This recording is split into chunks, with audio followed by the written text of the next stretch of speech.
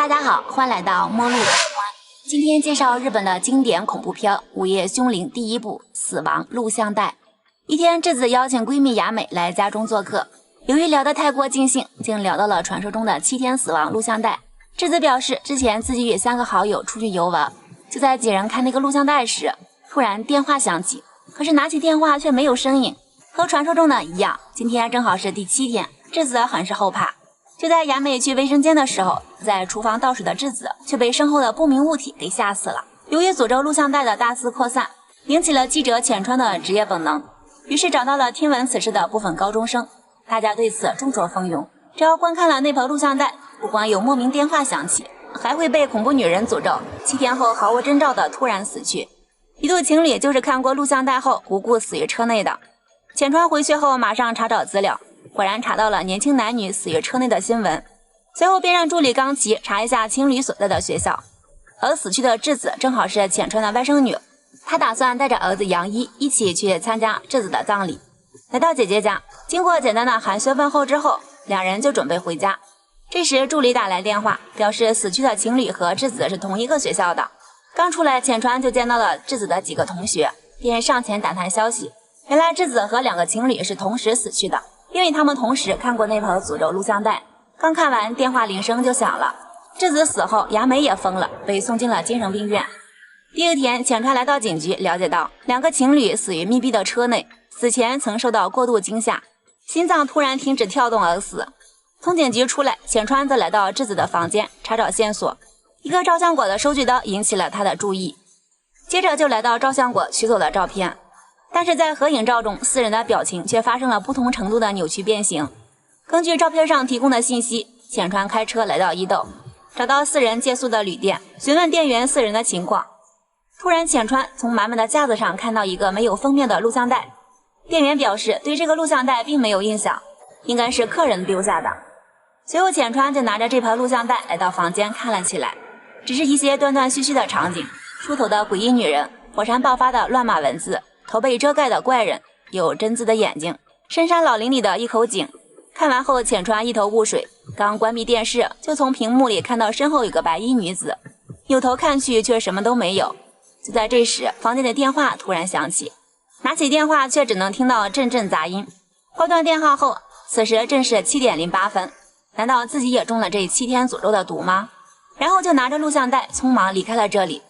浅川回到家，第一时间联系了前夫高山，并把自己的见闻告诉他。高山却不以为然，认为浅川就是多疑。为了增加说服力，他直接拿出照相机让前夫给自己拍张照片，而自己的照片竟然和那4个人一样模糊扭曲。此时高山才完全信服，并看完了那盘录像带，而这次电话却没有响。随后高山便让浅川帮自己重录一个，打算细细研究。第二天，浅川来到高山家，把复制的录像带拿出来，开始一帧一帧的观看解析。浅川突然发现女人梳头的角度很奇怪，因为从这个角度应该能看到摄像师。就在2人研究时，高山的助手高村来找他，出版社着急要高山的论文。随后2个人又来到工作室继续查看，发现录像的眼睛里有个贞子，而头被白布遮盖的人手指着远方，好像在说指纹声响，亡魂再现。这句话正是三元山的一句方言。于是2人来到图书馆查阅三元山的相关资料。很久以前，那也曾发生过火山爆发，而拆墓地的女人可以预测火山爆发。高山还打听到，预测到火山爆发的人正是录像带里的梳头女人，名字叫山村自金子，40年前跳下三元山死了。2人便决定一起去拆墓地调查。晚上睡觉时，浅川突然听到儿子叫妈妈，坐起来只见一个人影蜷缩在那里，眼前突然闪现那个头被遮盖的男人，再看去又什么都没有。这时耳边传来电视的声音，原来是杨一在看那盘录像带。浅川急忙关掉电视，追问儿子录像带是从哪里来的，原来是智子让儿子看的。第二天2人就乘车来到了柴木地。山村家以前是当地的大户余家，智金子的表兄仍然健在，一家人靠旅馆为生，而此行的目的地就是那里。而智金子之所以自杀，是因为他预测火山爆发而名声大噪，他本身还有透视千里眼的特异功能。后来一位好事的一雄博士带着智金子来到东京做实验来证明特异功能的存在，后来一雄被革职就不知去向了。而智金子还有一个女儿叫贞子。2人到达旅店后，高山突然打开了身后的房门，而里面的镜子正是录像带里的同款。这时织金子的表哥也是旅店老板正盯着两人，浅川急忙跑上去质问织金子是否有一个女儿，老板却矢口否认。晚上老板娘拿来一张织金子和一雄博士的合影，并表示这是和织金子唯一相关的资料了。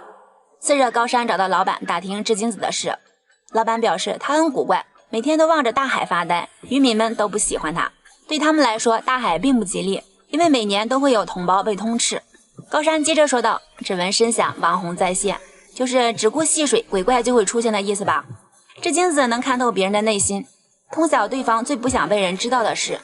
说着老板就要离开，却被高山一把拽住说道，我也有一点这样的通灵能力，当时是你到处宣扬他的特异功能，把一雄博士叫来的吧？你认为织金子可以替你赚钱？高山依旧继续追问相关织金子女儿的事，老板却不慎摔倒，高山赶紧前去搀扶，眼前却感应到这样的画面。当时老板和他们是在一起的，眼看着织金子做实验，此时跑过来的浅川也好像置身于当时的实验现场。织金子的特异功能猜对了所有题目，可下面一个记者却指责这是低级魔术，说完就瞬间死去。浅川也震惊地看着这一切。此时所有记者大喊他是妖怪，一雄博士则带着织金子准备离开。织金子突然停下，原来是贞子靠意念杀死了那个记者。这时贞子跑出来，来到浅川面前，一把抓住他，浅川瞬间就倒在地上，手腕上出现了几道淤痕。回到旅馆后，浅川就给同事打去电话，表示织金子自杀后，博士把贞子带走了，就算博士现在死了，但是贞子才40岁，让同事查一下贞子的资料。高山则表示也许贞子已经死了，他靠意志力都可以杀人，比他母亲的功力高出很多，这样推测那个诅咒录像带可能并不是这个世界上的东西，而是贞子的怨愤，我们都被诅咒了。由于出现台风，没有返航船只，高山则外出寻找返航船只，同事正好打来电话，表示根本查不到贞子的信息。想到儿子的时间也是越来越短，浅川很是伤心。看了看电话，突然想起自己看录像时只有那个旅馆的电话响了，而家里的电话却没有响，猜测贞子应该就在那个旅馆，便来到码头寻找高山。因为台风，没有人愿意冒险。这时老板挺身而出，可以开船带他们离开这里。在船上，两人继续讨论着贞子。贞子可能已死在那个旅馆，她也不是一雄博士的女儿。一雄博士是有妇之夫，因为跟织金子的关系造成了丑闻，所以被大学革职。而现在只要能找到贞子的尸体，才能破解诅咒，解救儿子杨一。浅川现在只剩下1天的时间了。紧接着两人就来到了伊豆的那家旅店，果然在这里发现了一口井。浅川摸了摸井盖，又有了感应。当时贞子就站在井边往下看时，却被一雄博士打晕，扔到了井里。那么这个井盖应该是一雄博士盖上的，以防贞子出来。最后两人用力推开了井盖，高山顺着绳子向井底爬去，只见四周血淋淋的指甲盖，两人轮换着向上提水。当浅川来到井底后，四处摸索贞子的尸骨，突然抓到了一把头发，接着就感觉一只手抓住了他。只见贞子的尸骨慢慢浮出水面，浅川缓缓地将尸骨搂在怀里。此时正好是7点10分，浅川的7天死亡诅咒破解。所有警察赶到，把尸体打捞出来。浅川不解地问高山，博士为什么要杀死贞子呢？高山答道，也许贞子不是博士的女儿，贞子的爸爸也许并不是人类。此时浅川手腕上的淤青也消失了。第二天高山在家中写论文的时候，电视突然打开，还自动播放着那个录像带。贞子正从井里向上爬，慢慢地向前走。高山既诧异又惊慌，忽然家里的电话响起，拿起电话后就看到贞子从电视里爬了出来。高山连连后退，这时贞子也慢慢地站起来向他走来。就在跌倒的瞬间，却看到了贞子恐怖的眼神，高山也被吓死了。得知高山惨死家中，浅川第一时间来到高山家，取走了翻录的录像带。回到家，浅川看了看杨一的照片，既然自己没死，肯定自己破解了贞子诅咒，那自己做了什么而高山没有做呢？突然电视上出现一个被白布遮盖的男人，用手指着他的包，急忙从包里拿出录像带和复制的那个做对比。他瞬间明白破解诅咒的秘诀是自己翻录以后给高山看了。为了救儿子杨一，他决定翻录录像带让父亲看，只要想保命就必须无止境地传下去。浅川期待满满地朝父亲家驶去。电影结束，7天死亡录像带的诅咒看似已经被浅川破解，那么他的儿子杨一真的能躲过一劫吗？下期的午夜凶铃2我们不见不散哦。